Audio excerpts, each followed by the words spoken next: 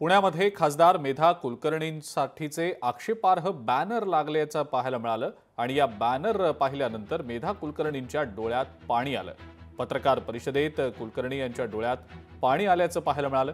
महिलांनी राजकारणात राहायचं नाही का असा सवाल बॅनर लावणाऱ्यांना खासदार मेधा कुलकर्णी यांनी विचारला। मला लागतं जेव्हा कुठला विषय येतो, जेव्हा महिला राजकारणामध्ये आणि त्या मुद्द्यांच्या आधारे बोलतात, तेव्हा त्यांना मुद्द्यांच्या आधारेच त्याचं उत्तर अपेक्षित असते। खालच्या पातळीवर जाऊन जेव्हा टीका होते तेव्हा वाईट वाटतं।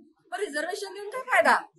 महिलांना राजकारणामध्ये रिझर्वेशन देऊन फायदा नाही जर संरक्षणच नाहीये, जर तशी सिस्टीमच डेव्हलप झालेली नाहीये आणि तुम्ही टीका करणार तर फायदा नाही रिझर्वेशन देऊन।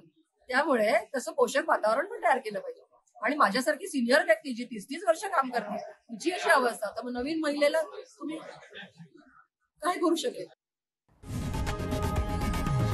लोकशाही मराठी ऐका, पहा, जागरूक रहा।